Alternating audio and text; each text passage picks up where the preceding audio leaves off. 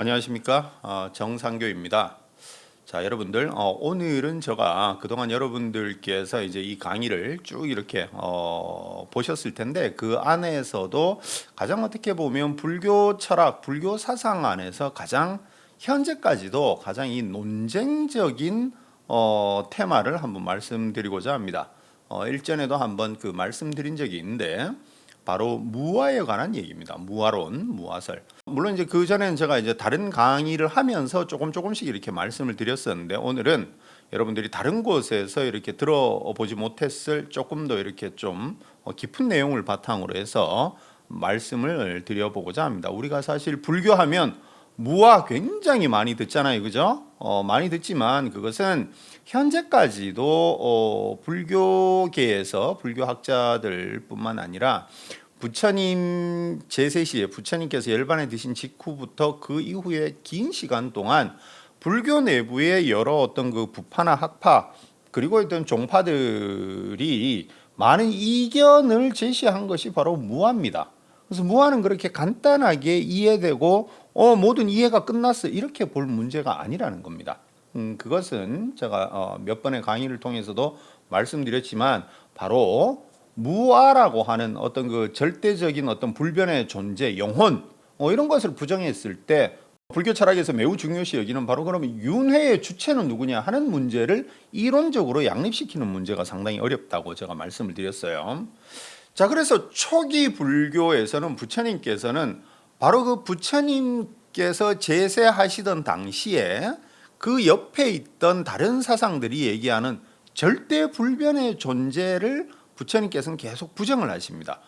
그리고 나에 대한 내 자신에 대한 집착을 없애기 위해서 부처님께서는 계속 뭐라고 하시냐면 우리가 잘 알고 있는 자라고 하는 것을 바로 5가지 덩어리로 해체하시죠. 그죠? 오온 5가지 덩어리, 색, 수상행식, 즉 물질과 수상행식 이 정신작용으로 해체를 하십니다.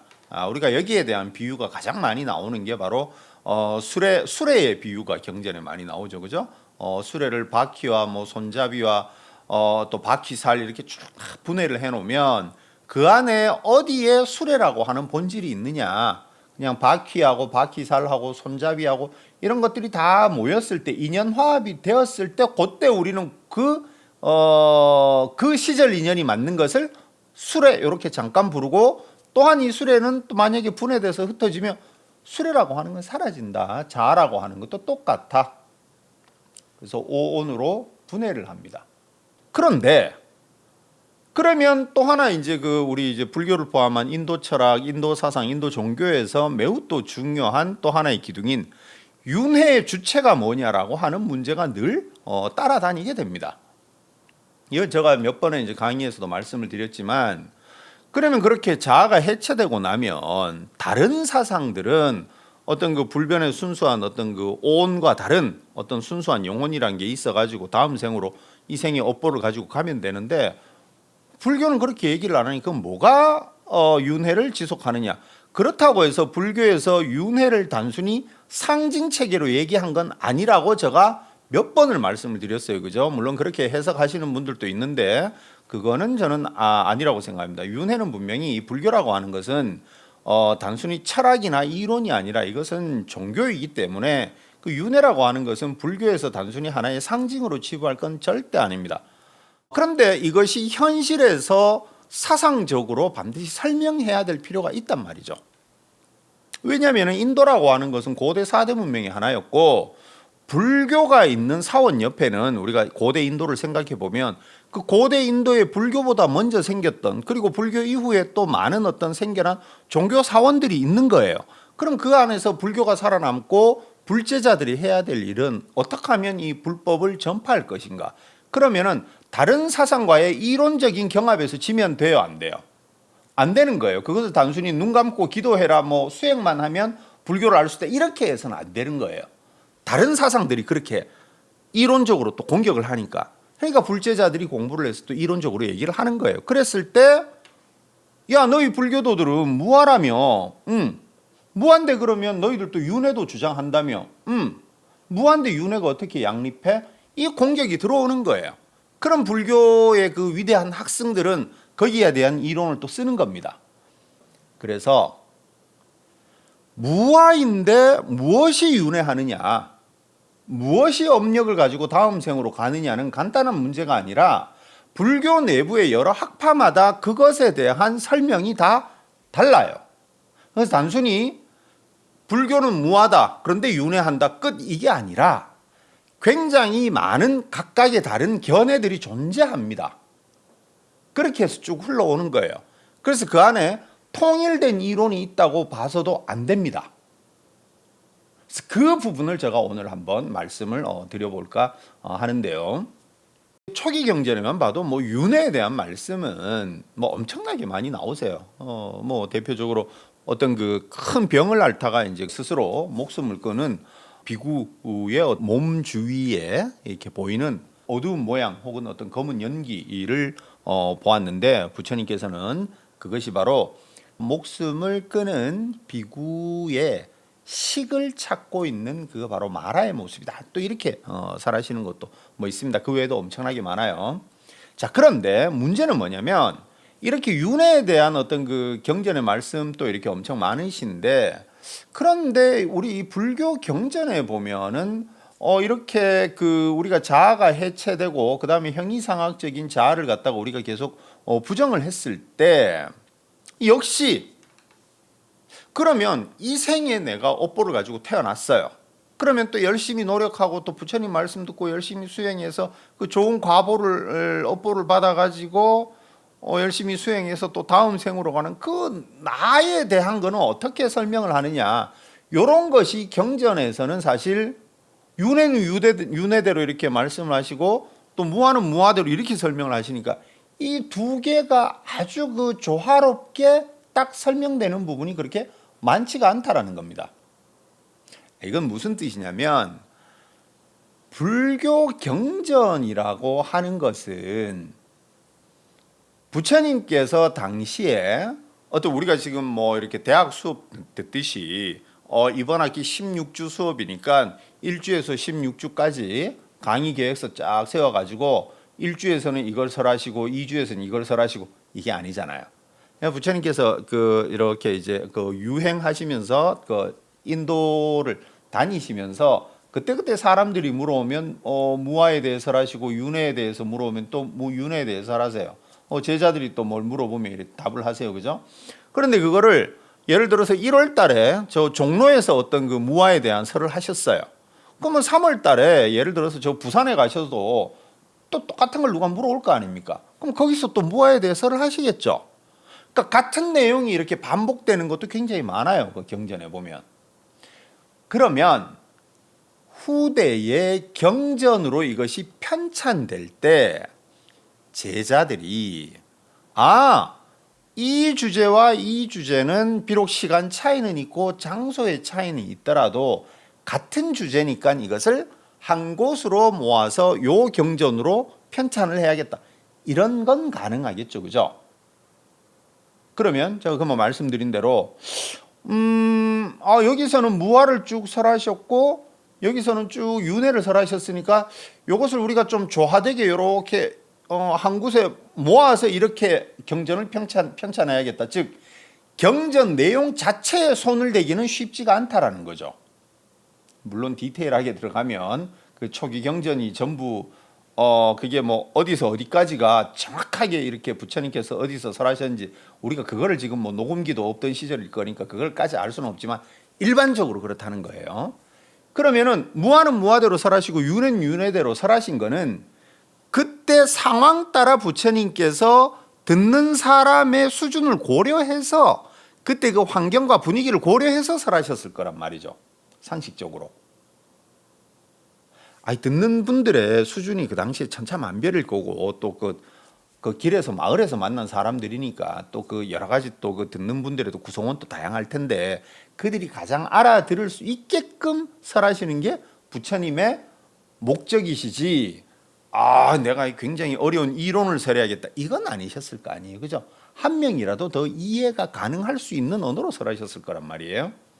그러면 무아와 윤회를 동시에 쫙 이해될 수 있게 논리적으로 정합되게 이렇게 하기보다는 무아는 무아대로 설하시고 여기선 윤회대로 설하시는 거예요.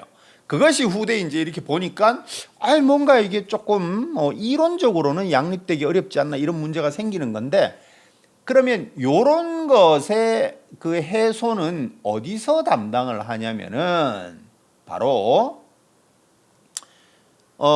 우리가 이제 경전을 모아놓은 걸 경장이라 그러고, 바로 이 경전에 대한 해설서를 우리가 논서라 그랬죠. 그 논서들을 모아놓은 걸 논장이라고 그러는데, 바로 이 논장의 단계에서 경전 안에 들어있는 어떻게 좀 이해 안 되고 어려운 내용들을 이 해설서 참고서 단계에서 그러한 이론의 어려움을 해소를 하는 거예요. 그러면 논서라고 하는 것은 그거 자체가 제가 지난 시간에도 말씀드렸지만 그거는 저자가 명확하게 드러나요. 물론 우리가 알 수 없는 것도 있지만, 그럼 거기서 그 사람이 자신이 속한 어떤 학파나 부파의 입장에 서 가지고 쭉 설명을 하는 겁니다. 그러니까 경전 자체는 부처님의 말씀이니까 경전을 갖다 이렇게 손을 대서 이렇게 바꾸고 이런 건 못 한다는 거예요. 그럼 그 밑에 논서에서는 얼마든지 이 경전에서 이래 설하셨으니까 이거는 이러이러한 말씀이다라고 쭉 설하시는, 이게 해석을 하는 거예요, 제자들이. 자, 그러면 당연히 그 의견이 일치되지는 않겠죠. 이쪽에 있는 그룹의 사람들은 부처님 말씀을 이렇게 해석을 할 거고, 그래서 거기에 해당하는 논서를 만들 것이고, 이쪽 그룹에 있는 사람들은 나는 그렇게 생각 안 합니다, 나는 거기에 반대요, 이래가지고 또 다른 생각을 하는 거예요. 그래서 이제 부파와 학파가 이렇게 갈라져 나오는 겁니다. 예. 따라서 무아의 포커스를 두고 쓴 논서들이 있을 것이고, 윤회의 포커스를 두고 쓴 논서도 있을 것이고, 그죠? 그러니까 서로 이제 막 비판도 하고 갈라지고 이렇게 하는 겁니다. 그러니까 이것이 바로 모든 어떤 그 사상이 그렇지만, 그 사상이라고 하는 게 이제 지역과 어떤 그 시기별로 다양하게 나타날 수밖에 없는 그 이유가 되는 거예요. 불교에서는 바로 무아의 해석이 바로 그런 대표적인 예에 속하는 거예요. 우리가 이제 대승불교, 그죠? 그리고 이제 초기불교가 있고 나서 여러 학파로 갈라진 부파불교가 있고, 그 부파불교가 생겼을 때 이제 대승불교라고 하는 새로운 어떤 그 불교 운동이 일어난다고 그랬잖아요, 그죠? 대승불교의 가장 그 대표하는 이제 사상이 이제 공사상인데, 그러면서 이 대승경전에는 어떠한 부처님이 나오십니까? 과거, 현재, 미래에도 영원한 하신 부처님이 나오세요. 그리고 진리의 상징으로서 언제나 이 우주에 충만한 부처님도 나오세요. 비로자나 부처님 이런 분들. 자, 그러면 공사상으로 무아는 어떻게 설명을 할 수 있겠죠? 그죠? 공, 무, 공과 무가 똑같은 건 아니지만 어쨌든 비슷한 그 개념이니까 그렇게 해석은 될 수 있겠죠. 그러면 윤회의 주체를 설명하기가 또 어려워요. 그리고 이러한 영원 불변한 부처님을 공사상으로 어떻게 양립시킬 것인가, 이런 문제가 쉽지가 않습니다. 그리고 또 하나, 우리가 불교하면 가장 많이 떠오르는 게 바로 뭔가요? 내 안에 부처님이 될 수 있는 가능성, 부처님의 어떤 그 성품, 불성을 가지고 있다. 열애를 저장하고 있다. 열애장 사상이잖아요, 그죠? 누구나 다 붓다가 될 수 있다. 우리가 제일 잘 알고 있는데, 근데 여러분, 내 안에 어떤 그 붓다가 될 수 있는 그런 어떤 그 청정한 불성이 있다라고 하는 것도, 그 논리적 구조는 불교 부처님 당시에 부처님께서 비판하셨던 그 외도들이 얘기했던 이 각 개인이 가지고 있는 절대불변의 아트만과 이 우주의 원리인 브라만이 합일돼서 해탈한다라고 하는 그 구조하고 논리적 구조는 유사합니다. 그것은 뭐 다 인정하는 바니까. 그러니까 이 열애장 불성이라고 하는 것이 또 공사상과 어떻게 또 양립을 할 수 있는가, 이런 것들이 불교 철학 안에서는 대단히 쉽지 않은 과제로 계속 내려오는 거예요. 그러다 보니까 우리가 이제 불교 사상을 이해할 때, 제가 지난번에도 한번 말씀드렸습니다만, 불교 사상을 그저 하나의 어떤 이론, 즉 공이니까 모든 걸 다 공으로 해석을 해버려야지, 쉽지가 않다라는 겁니다.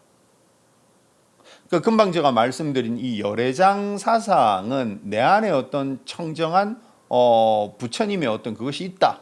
그래서 그 참나를 찾자, 진나를 찾자 이런 얘기 많이 하잖아요. 근데 이것이 사실 80년대 말 90년대에 바로 일본의 그 코마자와 대학의 이제 마츠모토 시로라고 하는 뭐 또 뛰어난 교수님이 계세요. 그 교수님께서 자기가 연구를 해보니까 야 열애장 사상은 이거 불교가 아니다. 이래서 열애장 사상 비판하는 이런 이론도 자기 이제 학설을 내고 이랬던 거예요. 그것을 바로 비판 불교라고 합니다. 그렇게 해서 한때 센세이션을 불러일으켰던 그런 이론도 있어요. 물론 그분의 이론이 또 뭐 맞다고 할 수는 없지만 어쨌든 이런 것이 다 뭐냐면 불교 안에 그만큼 우리가 무아라고 이렇게 표면적으로 무아지 불교 무아를 설하셨지 이렇게 우리가 알고 있지만 매우 그 안에는 해석의 스펙트럼이 매우 다양하다라는 겁니다. 복잡하다라는 겁니다. 자, 그래서 이러한 얘기를 조금 더 우리가 다른 곳에서 듣지 못한 얘기를 제가 이제 좀 더 말씀드리겠습니다. 자, 앞서 말씀드린 대로 초기경전에서는 자아를 5가지 덩어리로 색수상행식으로 해체를 하신다 그랬잖아요. 거기에 대한 것은 바로 이 쌍유타 니까야의 바로 이제 무아상경이라고 하는 경전인데 거기서 이제 부처님께서 계속 그렇게 말씀을 하십니다. 그 제자들을 불러가지고 제자들아 어떻게 생각하니 이 색수상행식 즉 색 이 물질은 영원하니 영원하지 않니? 제자들이 다 그런 영원하지 않습니다. 무상합니다. 항상하지 않습니다. 이렇게 대답을 하세요. 부처님께서 그러면 항상하지 않은 것은 좋지 않은 것이니 즐거운 것이니 이러니까 제자들이 좋지 않습니다. 이걸 우리가 흔히 이제 고통, 고 이렇게 표현을 하는데 좋은 것이 아닙니다. 세존이시여 이렇게 얘기를 해요. 그러니까 이제 부처님께서 이렇게 다시 대답을 하시죠. 그러면 무상하고 항상하지 않고 괴로움이고 변하기 마련인 것을 두고 이것은 내 것이다. 이것이 바로 나다. 이것이 바로 나의 자아다. 라고 관찰하는 것이 타당하겠니? 왜냐하면 자아라고 하는 것은 그 당시 인도인들의 관념에 보면 영원 불변해야 되거든요. 그러니까 부처님께서 뭐라 그러세요?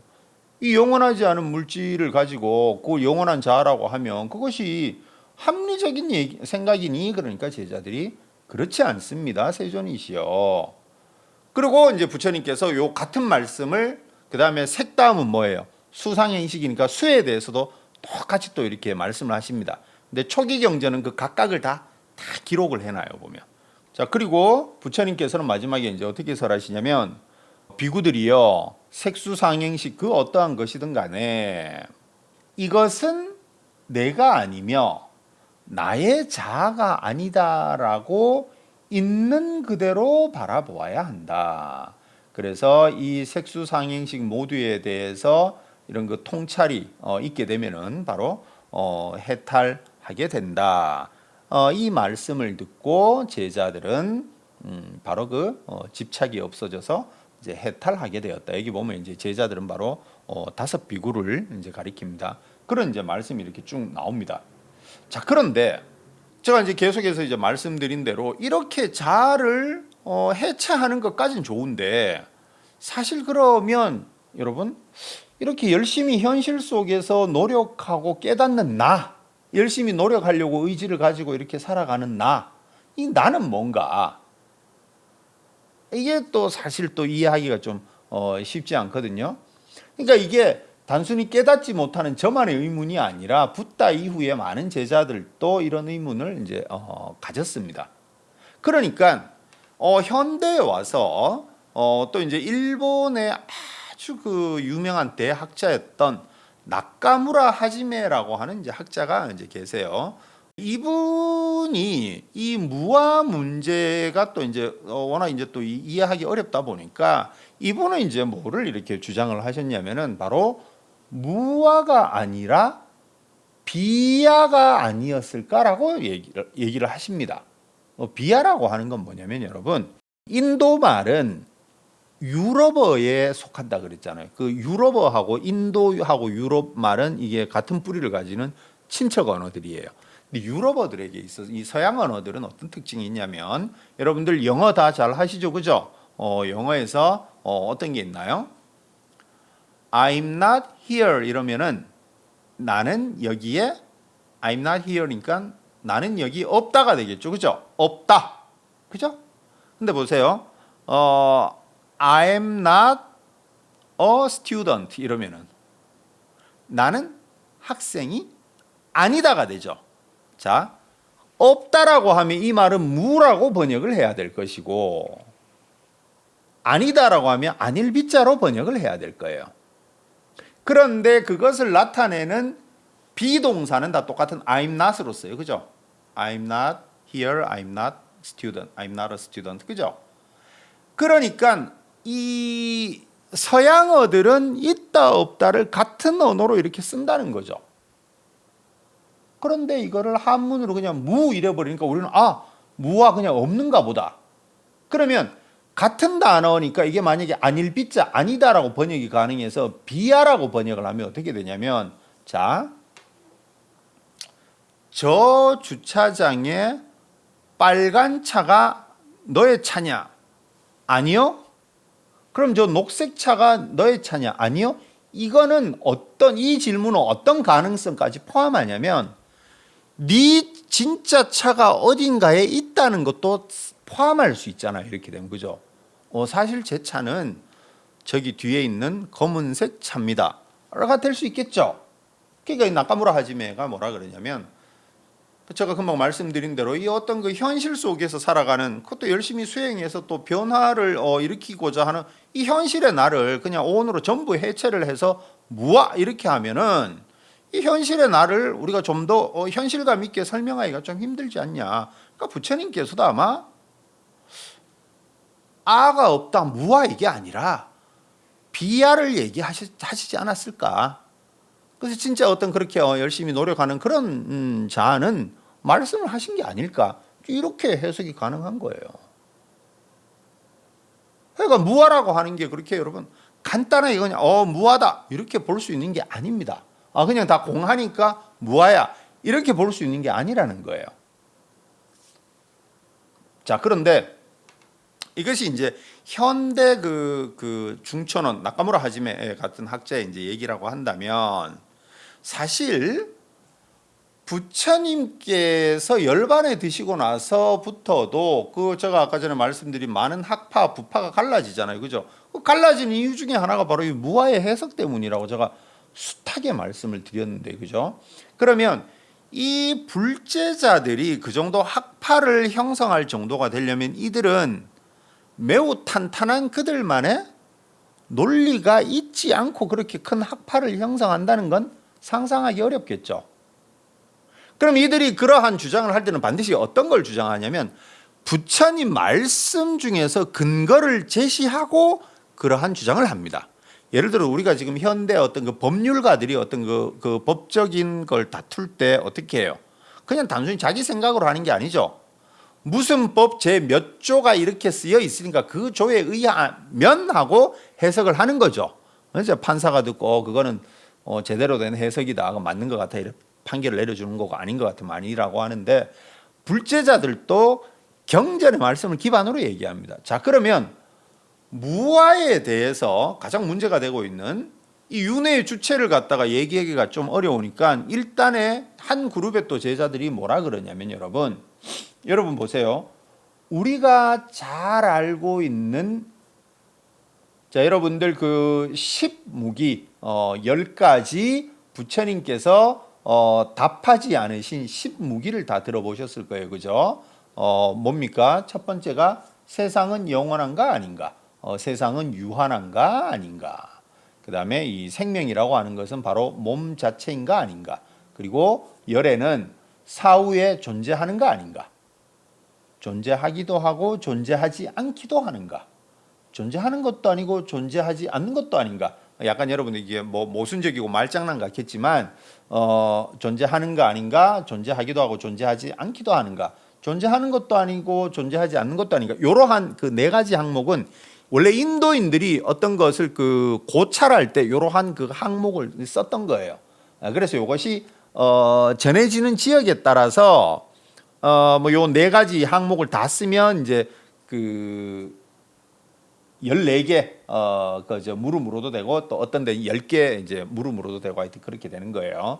그래서 어떤 경전에 보면 이걸 이제 그 뭐 10가지 이제 무기라고도 얘기하고 또 다른 데서는 또 14무기라고도 뭐 이제 그렇게 말씀을 하시는데, 자, 그런데 여기서 바로 부처님께서 뭐라 그러셨냐면 대답을 안 하십니다. 그러면 우리가 그 생명이라고 하는 게 바로 몸인가 아닌가, 뭐 열에는 사후에도 존재하는가 아닌가, 이런 거에 대해서 부처님께서 답을 안 하세요.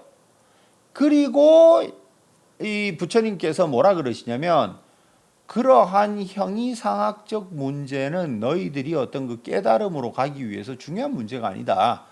중생들에게 가장 중요한 문제는 지금 당장 내 몸에 박혀 있는 독화살을 뽑는 거지, 그 독화살을 쏜 사람이 누군지, 그 사람이 남자인지 뭐 어디 사는 사람인지, 그 사람의 어떤 그 계급이 뭔지, 이런 걸 먼저 알기 전에는 나는 독화살을 뽑지 않겠다라고 하는 것과 똑같아. 그래서 저러한 질문에 집중하다 보면 우리 생은 금방 끝난다. 독화살에 맞은 사람이 금방 죽듯이. 그래서 그런 것은 부탁께서는 답을 하지 않으십니다. 자, 그러면 이 물론 신무기에 대한 뭐 철학적 해석은 여러 가지가 있을 수 있겠지만, 여기서 제자들, 또 일군의 제자들을 어떻게 얘기를 하냐면, 자, 부탁께서 분명히 사후에 뭐가 있느냐 아니냐 이런 건 대답을 안 하시지 않았느냐. 또 하나, 이 아주 그 유명한 부처님께서 또 설하신 게 있죠.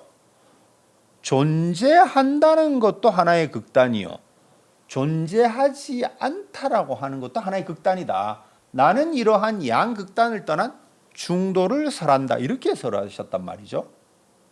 그러니까 제자들이 뭐라 그럽니까?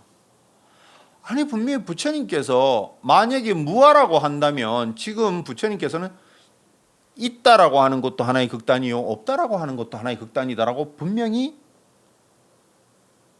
거절하셨단 말이죠. 그러니까 무아라고 딱 부러지게 말씀하신 것도 아니지 않느냐. 분명히 경전에 이런 말씀이 있으니까. 오히려 뭐가 없다 이래버리면 뭐 다음 생도 없고 과보도 없고 이러니까 나는 그냥 뭐 이 생만 대충 살다가 갈련다, 막 살고 갈련다, 이런 단멸론자와 같다라는 거예요. 그러니까 부처님께서는 있다고도 없다고도 그런 양극단을 설하지 않으셨기 때문에 우리가 무아라고만 해석해서는 안 되지 않느냐라고 주장하는 또 일군의 그룹들이 불교 안에는 큰 세력을 가지고 있었던 겁니다. 이것만 있는 게 아니에요. 또 여러분 또 쌍유타 니까야에 보면 짐경이라고 하는 경전이 있어요. 짐경, 짐 있죠, 짐. 자, 부처님께서 뭐라 그러시냐면 비구들이요, 나는 짐과 짐을 지는 자와 짐을 벗어 던지는 것에 대해 설명해 주겠다.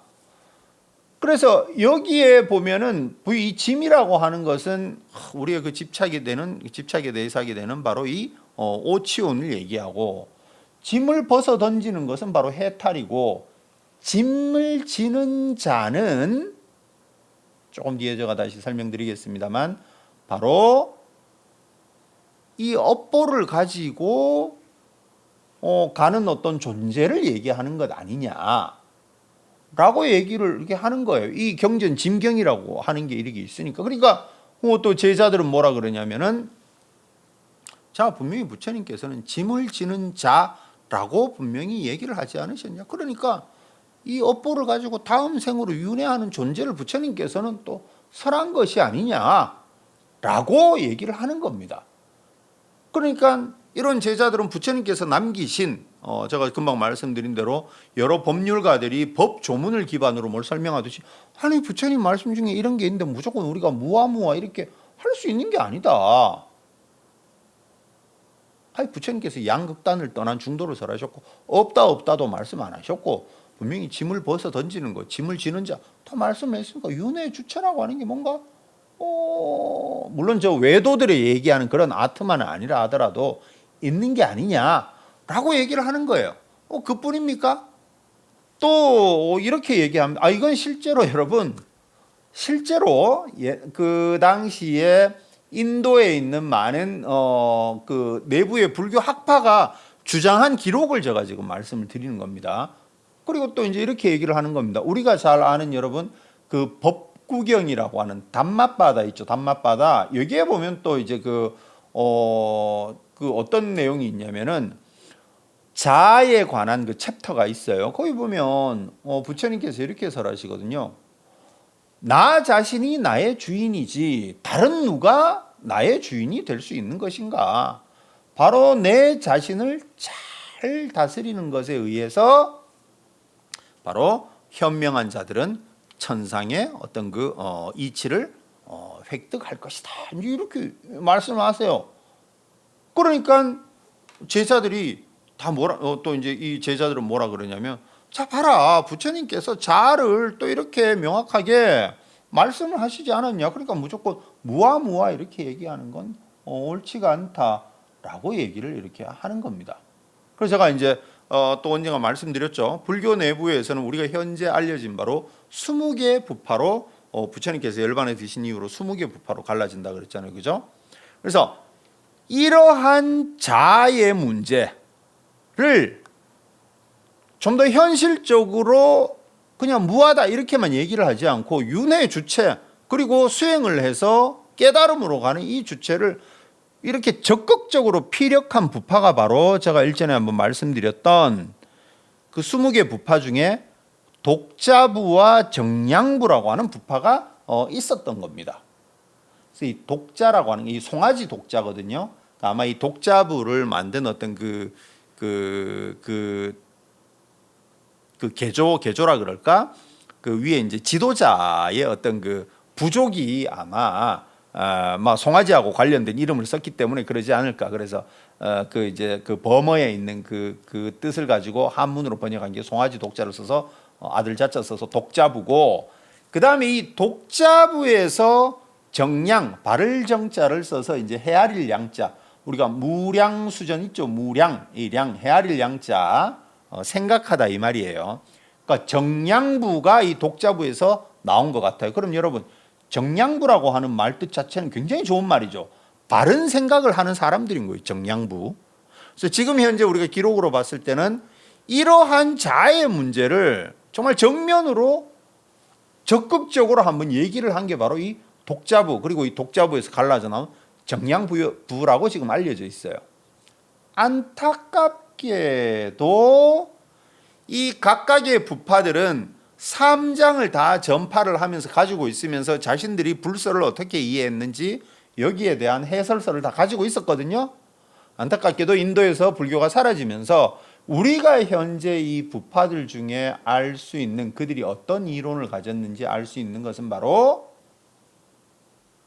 지금 스리랑카로 전해진 상좌부라고 하는 부파와 그 다음에 설일체유부라고 이제 그 서북 인도에서 아주 큰 세력을 가진 이 두 개 부파의 이론만 우리가 알 수 있어요.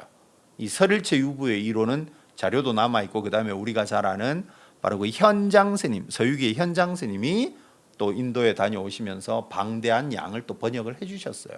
그 전에 이제 현장 스님 이전에 이제 또 진제 스님이라고 하는 또 인도 쪽에서 오신 스님이 또 번역하신 그 내용이 있기 때문에 우리가 이 설일체 유부, 그 다음에 지금 이제 스리랑카의 그 전통이 남아 있는 상자부 전통은 그 내용을 우리가 알 수 있는데 나머지는 우리가 몰라요. 그래서 이 독자부 정량부가 어떻게 좀 더 디테일한 이론을 가지고 자아론을 얘기했는지 우리가 자세히는 모릅니다. 그래서 그들에 대한 내용은 우리가 그들을 비판했던 문헌들 속에 그냥 여기저기 흩어져 있는 내용을 통해서 알 뿐이에요. 그런데 어쨌든 이 독자부와 정량부가 불교도였다는 거, 그리고 이 현장 스님이 인도를 다녀오시면서 쓰신 그 대당세역기에 보면 설일체 유부와 맞먹을 정도의 큰 세력이 바로 이 정량부 세력이었다고 기록을 해놓고 있어요. 그럼 여러분, 이 자아를 적극적으로 주장한 부파가 이 설일체 유부하고 맞먹을 정도로 큰 부파였다? 어떻게 무화적인 관점을 철두철미하게 가지는 그 관점에서 봤을 때는 이 독자부 정양부는 조금 이단하고 가까울 수도 있는데 그러한 부파가 불교 내부에서 가장 힘이 센 부파였대요. 이걸 어떻게 우리가 해석할 수 있겠습니까?